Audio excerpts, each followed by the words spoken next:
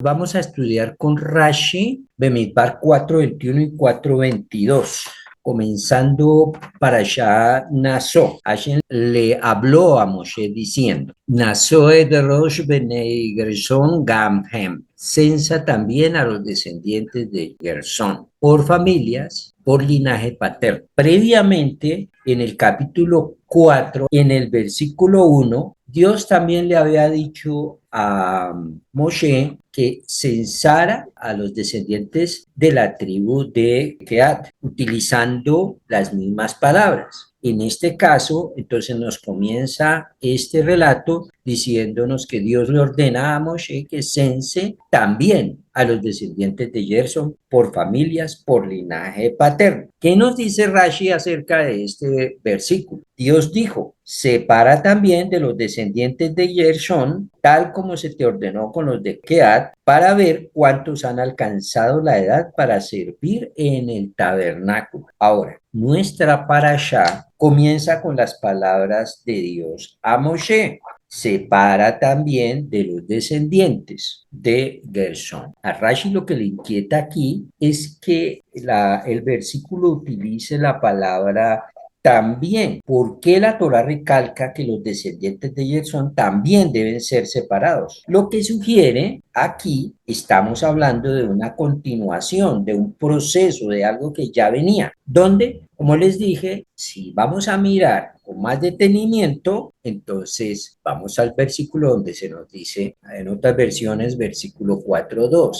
Entre los levitas tomen la cuenta de los descendientes de Kehat, establezcan el censo por familias por linaje paterno. La palabra que utiliza aquí nuevamente es naso et rosh. Cuenten, censen o establezcan por cabeza, algo por el estilo. En el versículo que estamos viendo se le da la orden a Moshe que haga el censo de los coatitas. Y luego entonces entramos ya en el versículo 22, en el que se le ordena a Moshe: ahora haga lo mismo también como lo hizo con los coatitas, hágalo con los de Gershon. Y para los de Merari, que era la tercera familia dentro de la tribu de Leví, dice diferente. No dice Nasoet Rosh, sino que los cuente solamente. Cuenta a los descendientes de Merari por familias, por linaje paterno. Bien, entonces, entrando en el análisis de esto, vamos a mirar que tanto a los de Kehat como a los de Gershon les está ordenando a Moshe el Eterno que los separe. A los de Coat y a los de Gershon también separan. Y a los de Merari solamente dice cuéntalos.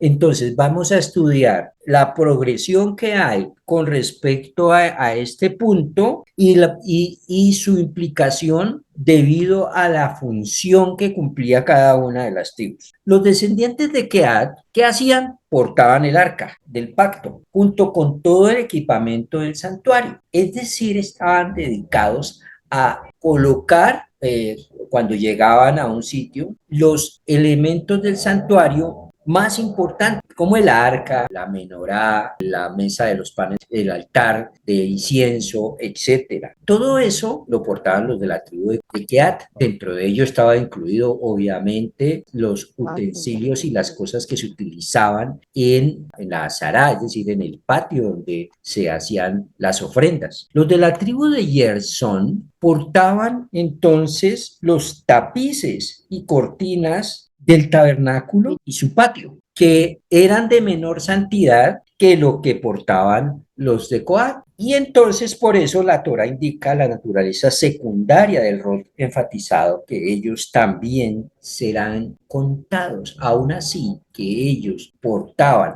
cosas muy sagradas, no llegaban a portar las cosas más sagradas del templo. El tercer grupo, el grupo de Merari, solo portaban la estructura de soporte del tabernáculo. De esas tres cosas, lo menos pesado eran, por supuesto, los utensilios, el arca, la menorá, la mesa de los panes, el altar de incienso, los utensilios que se utilizaban en la azara, en el patio. En orden de peso, seguían las cortinas y los tapices, que era lo que portaban los de Gersón. Y lo más pesado de todo era toda la estructura del tabernáculo. Pero la diferencia está en que los de Keat, aunque les tocaba portar lo que menos pesaba, sin embargo, les tocaba portarlo personalmente. El arca no tenía ningún contacto visual ni físico con la gente de otras familias, solamente los de Keat eran los que estaban encargados de esto, desarmar esa parte sagrada y armar la parte sagrada nuevamente, cargarla y volverlo a llevar al sitio donde se iba a armar nuevamente el tabernáculo. Ellos no podían ayudarse de ningún animal, ni de ninguna carreta, ni de nada de eso. Algo que no era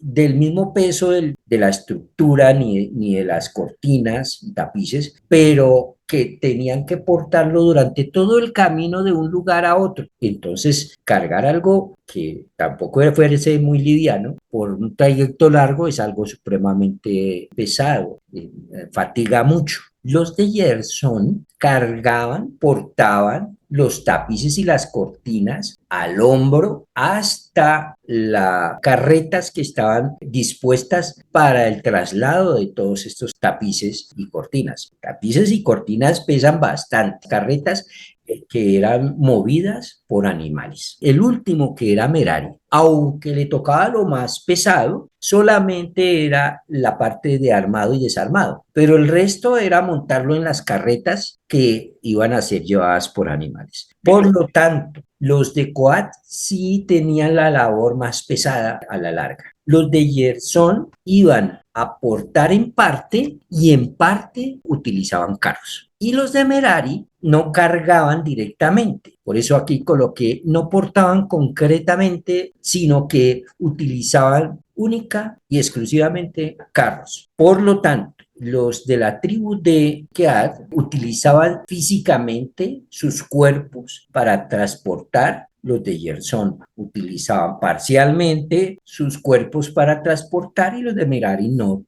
básicamente no utilizaban sus cuerpos, únicamente en el armado y el desarmado. Partiendo de esto, vamos a ver el punto entonces de vista de Rashi con respecto a ello. Rashi no hace mención alguna aquí de los variantes grados de santidad entre las tareas de las tres familias. Fíjense que hay un grado de santidad con respecto a esto. Un mayor grado de santidad le correspondía a los keatitas. Le seguían menor grado los gersonitas y en mucho menor grado los meraritas. Rashi entonces acentúa la selección de estas familias, que esa selección se basó en la habilidad para transportar, que depende de la fuerza física. Por ello es que dice el versículo 22 del capítulo 5, cuenta de ellos a los aptos para el servicio de portar, que son aquellos de 30 a 50 años, porque de los 30 a los 50 es la etapa en la que una persona sana tiene más fuerza desarrollada para las labores físicas. Y por eso, dijeron nuestros sabios, a los 31 tiene fuerza. En Abot 5:22, y en quien pasó los 50, su fuerza comienza a flaquear, que eso lo analiza Rashi en el análisis del capítulo 4:2. Entonces, así parecería que según Rashi, las tres formas diferentes con las que las escrituras expresan la selección de las familias levitas se corresponden con los distintos grados de fuerza requeridos para sus respectivas tareas. Hay como un paralelo entre Keat y Gerson, en el sentido en que la Torah dice, sepáralos. Las tres familias tienen un nivel de privilegio con respecto a el resto de las familias de Israel. Esas tres eran parte de la tribu de Leví, que era la encargada del servicio. Y por ello, el Señor los manda contar por aparte. Keat tiene algo especial. No eran, en orden de nacimiento, los primogénitos eran los de Gersón. Los que le seguían eran los de Keat y los que eran de terceros eran los de Merari. Se cambia, se invierte el orden. En este caso, los de Keat son los que van a cargar lo más importante y los de Gerson los que van a cargar lo que es sagrado, pero no es tan importante los de Keat. ¿Por qué? La familia de Keat era la familia en la que había nacido Moshe y Aarón. Por el mérito de Moshe y de Aarón es que esta familia es exaltada. Y por eso es que ella tiene el acceso directo a cargar los elementos más sagrados del templo. Queda en segunda instancia escoger quiénes van a cargar lo que sigue en nivel de santidad. En este caso se decanta la Torá para decir los que van a cargar lo que sigue, que son las cortinas y los tapices, los de Gerson, pues ellos son primogénitos. Y la familia Merari va a cargar el resto. Desde la parte literal de la lectura de este pasaje, lo que llamaríamos el Pesar, en el contexto, Hashem lo que hace es que ordena a Moshe contar a los hijos de Gerson junto con Keat. El significado simple de esto que leemos es que los gersonitas, aunque su servicio en el Mishkan era menos glorioso que el de los keatitas, también eran esenciales. Un nivel más profundo de interpretación, el Terash, podemos ver que el valor de cada individuo en la comunidad es importantísimo. Kol Israel Arevin Zelazé. El término levanta la cabeza, es decir, Naso et Rosh, implica dignidad. Nosotros tenemos la traducción al español, censa a los hijos de Gerson. Pero la traducción más apegada es levanta, Rosh, cabeza, levanta la cabeza de los de la tribu de Gerson. Esto implica dignidad. Aunque los gersonitas tenían tareas aparentemente menores, como transportar cortinas, Hashem enfatiza que su rol es igualmente vital. El Midrash Tanhuma, con respecto a Bemidbar 6, dice, así como los keatitas llevaban el arca, los gersonitas protegían el Mishkan con sus cubiertas. Sin ellos, el espacio sagrado estaría expuesto. Esto nos enseña que en el servicio divino no hay roles pequeños. En el servicio divino todos los roles son importantes. Esto nos da la idea de inclusión y de unidad. La repetición que nos da el versículo 4:22 dice, censa también a ellos. Ese también resalta que a pesar de no ser los primeros en la lista, los gersonitas no son secundarios. Seforno al respecto dice el conteo separado, pero paralelo de keatitas y gersonistas muestra que cada clan tiene una misión única, pero ambos son parte del mismo propósito divino. El tema de liderazgo y reconocimiento. Moshe debía levantar la cabeza de los gersonitas, es decir, inspirarlos y validar su contribución. En comunidades hoy en día y organizaciones judías, los líderes deben asegurarse de que todos los miembros se sientan valorados, incluso si su trabajo no es visible. El tema del mensaje espiritual, que es un tema más profundo, ni el Sod, en la Cábala, las cortinas del Mishkan representan Kelim. Kelim son recipientes que contienen la luz divina. Los gersonitas, al cargar las cortinas, representan la labor de elevar lo mundano, lo material, para unirlo a lo sagrado. En conclusión, estos versículos que leímos enseñan el tema de equilibrio comunitario. Cada rol es importante, es indispensable. La dignidad en el servicio. Hashem valora la intención, la kavaná, tanto como la acción. Y el tema de unidad. El Mishkan solo funcionaba cuando todos los clanes trabajaban en armonía. Es más, los que son más resaltados, en este caso, el clan de Keat, eran los que les tocaba la labor más pesada, que era transportar por kilómetros las cosas más sagradas. Entonces, ¿quiere ser más resaltado? Al que quiere ser más resaltado es el que tiene que trabajar más, el que tiene más privilegios, el que tiene que servir más. Los privilegios se logran en el ideario de la Torá, se logran a través del esfuerzo. El respeto se logra a través del esfuerzo, se logra a través del trabajo, no a través de un nombramiento, de la evidencia de lo que se hace, que era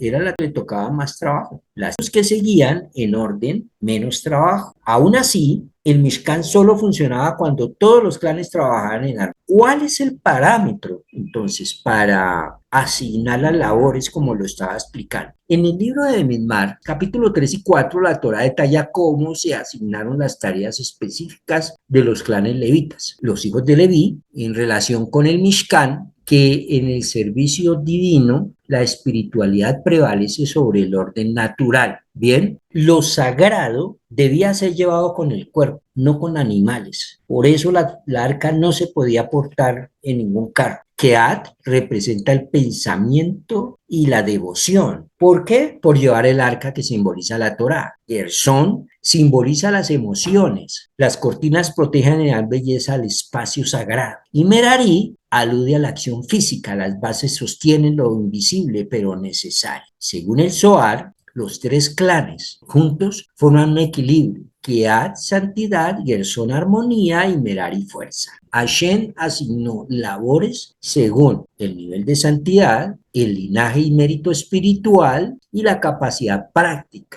es decir, la fuerza logística. Hoy en día, en cualquier comunidad, los roles deben distribuirse según la habilidad, Koaj es fuerza, habilidad, la herencia espiritual, Yehus, y la necesidad colectiva, Sorer Hatzapur.